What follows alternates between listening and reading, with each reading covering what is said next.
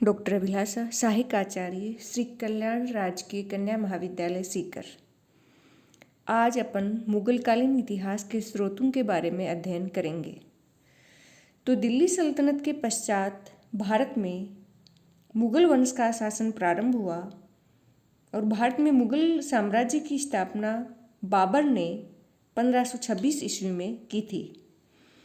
अब अपन मुगलकालीन इतिहास के स्रोतों के बारे में बात करें तो तुरप अफगान शासन काल की तुलना में यानी दिल्ली सल्तनत की तुलना में मुगलकालीन जो इतिहास के स्रोत हैं उनकी संख्या अधिक है, क्योंकि तुरप अफगान काल में जो इतिहास लेखन की परंपरा प्रारंभ हुई थी वह मुगल काल तक आते आते अत्यधिक विकसित हो चुकी थी। तो इस समय फारसी और विभिन्न भारतीय भाषाओं में अनेकानेक ग्रंथ लिखे गए जिनसे मुगलकालीन इतिहास पर प्रकाश पड़ता है या इसके बारे में महत्वपूर्ण जानकारियाँ प्राप्त की जा सकती हैं। और मुगल काल के दौरान भारत में अनेक यूरोपीय व्यापारिक कंपनियां भी स्थापित हो चुकी थी। तो इन कंपनियों के जो दस्तावेज हैं उनसे भी प्रशासनिक एवं आर्थिक व्यवस्था पर महत्वपूर्ण जानकारियाँ प्राप्त होती हैं। और इस काल में अनेक यूरोपीय यात्री एवं व्यापारी वर्ग भी भारत में आए और उन लोगों ने जो अपना यात्रा विवरण छोड़ा, ये यात्रा विवरण भी जानकारी के महत्वपूर्ण स्रोत हैं। और जहाँ अपन पुरातात्विक स्रोतों की बात करें तो पुरातात्विक सामग्री भी इतिहास पर महत्वपूर्ण प्रकाश डालती है, लेकिन मुगल काल में साहित्यिक स्रोतों की अपेक्षा पुरातात्विक स्रोतों की संख्या कम है। और जो मुगलकालीन पुरातात्विक स्रोत हैं उनमें प्रमुख हैं सिक्के, स्मारक एवं उनके अवशेष। अभिलेखों की संख्या इस समय कागजी व्यवहार के कारण कम हो गई थी।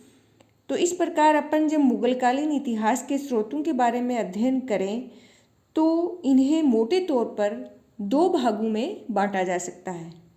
पहला है साहित्यिक और दूसरा है पुरातात्विक स्रोत। तो पहले अपन साहित्यिक स्रोतों के बारे में पढ़ेंगे।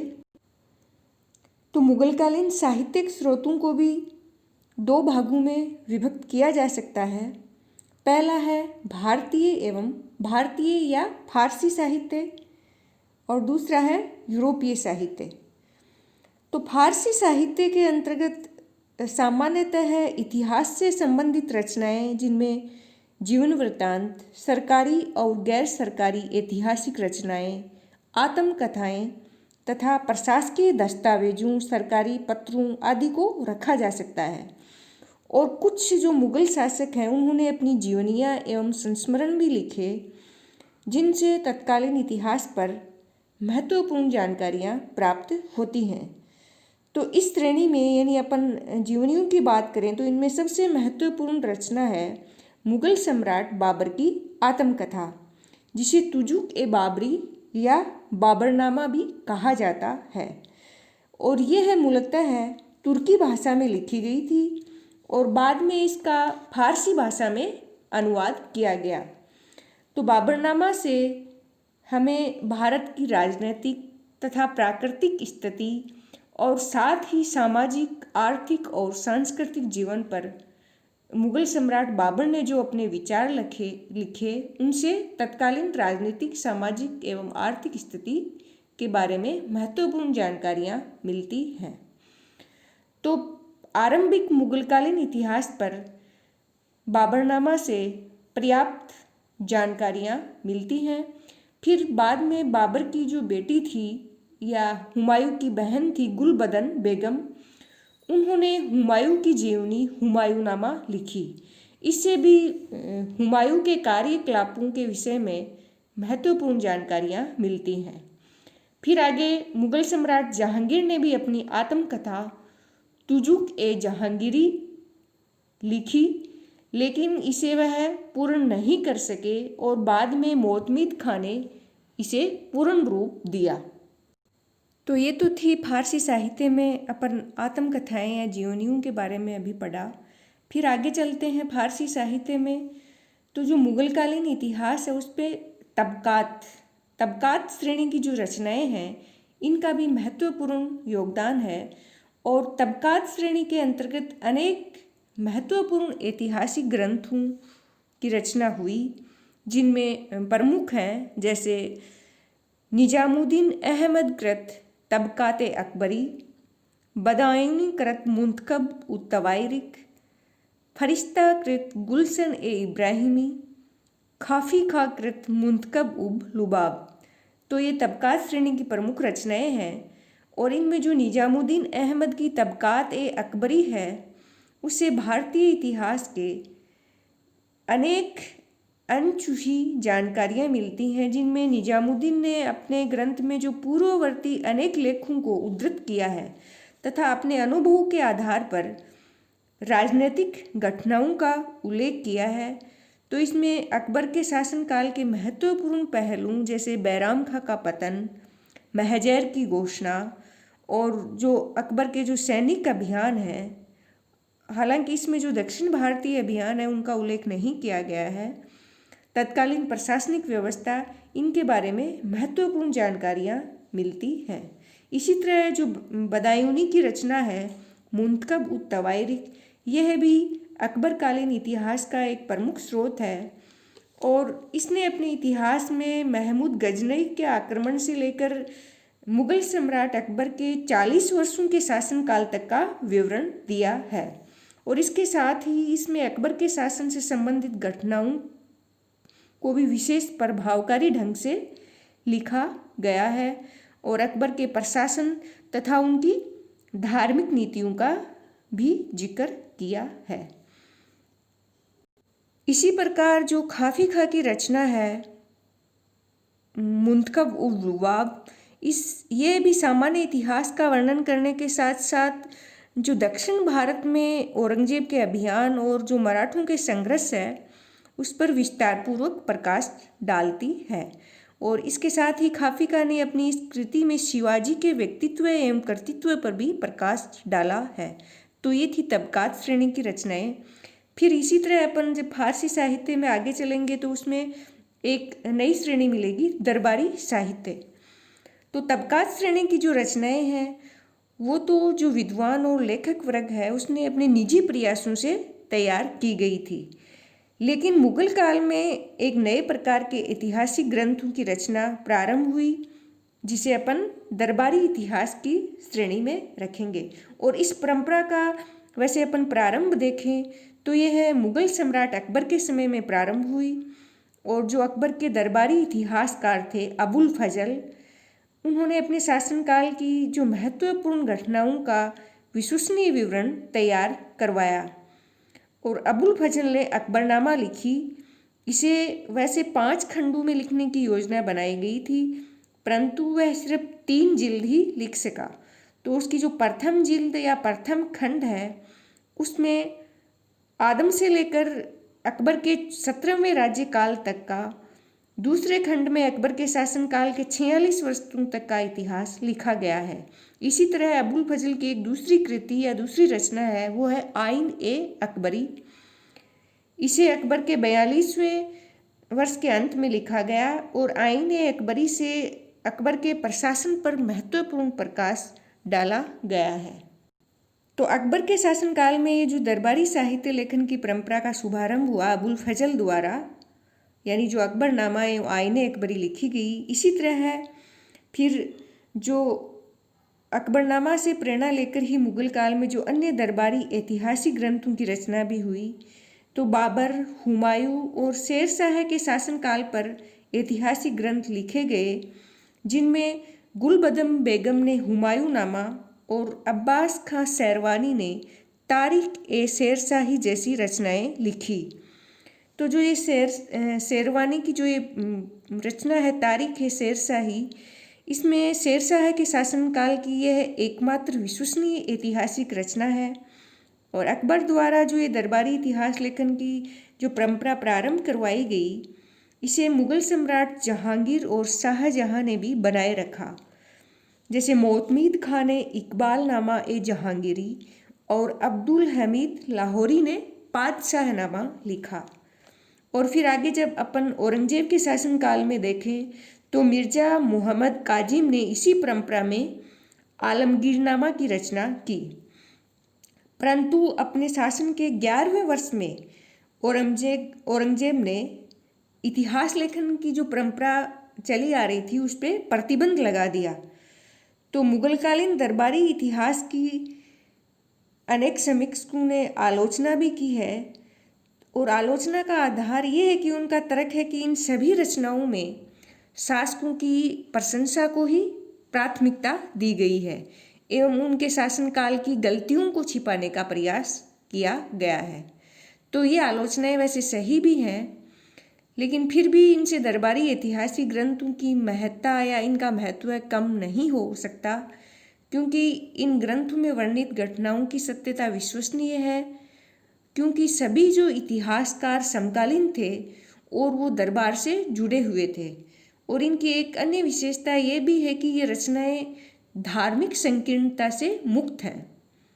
और इन महत्वपूर्ण ऐतिहासिक ग्रंथों के अतिरिक्त, यानी जो मुगल काल में जो फारसी भाषा में अन्य भी बहुत सारे ग्रंथ लिखे गए, जिनमें है तारीख़ सलातिन, मासिर ए जहांगीरी, तारीख़ फरिश्ता, शाहजहांनामा, फतूहात आलमगीरी आदि। इनसे भी जो मुगलकालीन इतिहास है उसके बारे में महत्वपूर्ण जानकारियाँ जुटाई जा सकती हैं। तो ये तो थे मुगलकालीन इतिहास के स्रोतों में फारसी साहित्य। और इसी फारसी साहित्य में एक नई श्रेणी है फिर क्षेत्रीय साहित्य। तो मुगल काल में क्षेत्रीय इतिहास पर भी कुछ महत्वपूर्ण ग्रंथों की रचना हुई, और ऐसी रचनाओं में सर्वाधिक महत्वपूर्ण है मीरत ए अहमदी तथा रियाजुस सलातिन। तो मीरत ए अहमदी के लेखक हैं मोहम्मद अली खां, और वे गुजरात के दीवान थे, और इन्होंने इस ग्रंथ की रचना 18वीं शताब्दी में की थी। तो इससे जो गुजरात की प्रशासनिक व्यवस्था है उस पर अच्छा प्रकाश डाला गया है। और मोहम्मद अली खां ने अकबरनामा से प्रेरित होकर ही इस ग्रंथ की रचना की थी। और दूसरे जो ग्रंथ है क्षेत्रीय साहित्य का वो है रियाजुस सलातिन। इसके लेखक हैं गुलाम हुसैन, और इन्होंने बंगाल के इतिहास का विवरण अपने ग्रंथ में प्रस्तुत किया है। तो ये है फारसी साहित्य में दो क्षेत्रीय साहित्य के उदाहरण।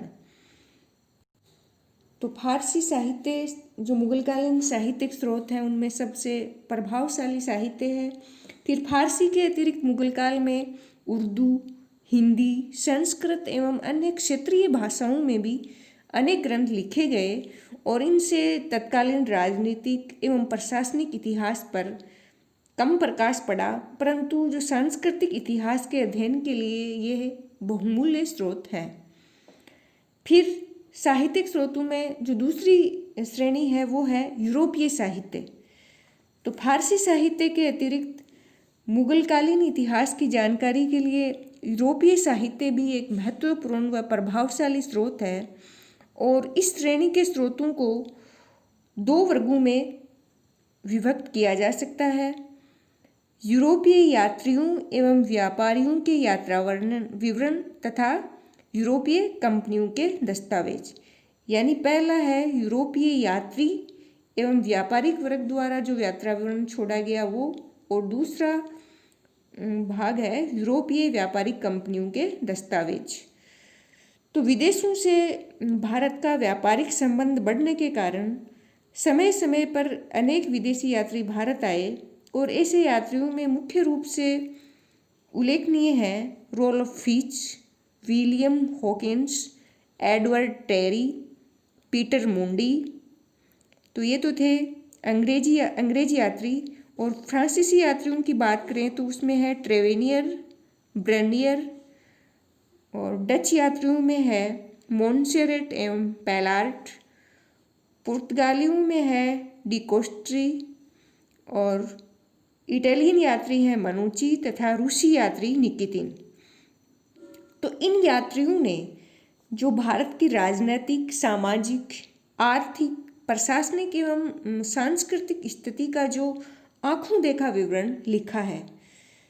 तो यद्यपि इन यात्रा वृत्तांतों से अनेक विसंगतियां भी हैं, लेकिन मुगलकालीन स्रोतों के रूप में इनकी उपेक्षा नहीं की जा सकती। और यूरोपीय यात्रा वृत्तांतों में जेसुइट पादरियों के वृत्तांतों का भी विशेष महत्व है। तो मुगल सम्राट अकबर के दरबार में अनेक जेसुइट मिशन आए। इन पादरियों के विवरणों से अकबर के दरबार तथा उनकी धार्मिक नीति, दरबार की जो सामाजिक संरचना है उसके बारे में तथा प्रशासनिक विषयों की जानकारी मिलती है। इसी प्रकार डच, पुर्तगाली, अंग्रेजी और जो फ्रांसीसी व्यापारिक कंपनियों के दस्तावेज हैं उनसे भी तत्कालीन आर्थिक व्यवस्था, और आर्थिक व्यवस्था में अपन समझे तो वस्तुओं के मूल्य, उनके उत्पादन, शिल्प, परिवहन के साधनों, व्यापार आदि के विषय में महत्वपूर्ण जानकारी मिलती है। तो ये तो थे साहित्यिक स्रोत। फिर पुरातात्विक स्रोतों की बात करें तो मुगलकालीन इतिहास की आधारशिला तो यद्यपि साहित्यिक स्रोतों पर है, लेकिन पुरातात्विक स्रोतों की भी उपेक्षा नहीं की जा सकती। मुगलकालीन अभिलेखों जिनकी संख्या कम है एवं पुरातात्विक स्रोतों में अपन बात करें तो सिक्के, भव्य भवन एवं स्मारकों के अवशेष, ये मुगलकालीन पुरातात्विक स्रोत हैं।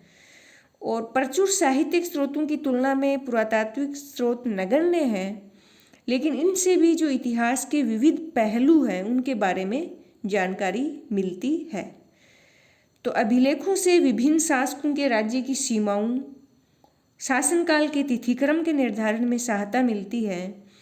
इसी प्रकार मुगल काल में विभिन्न शासकों ने जो विभिन्न आकार, प्रकार, धातु एवं मूल्य के जो सिक्के ढलवाए, इनसे देखकर शासन विशेष की आर्थिक स्थिति का अंदाजा लगाया जा सकता है।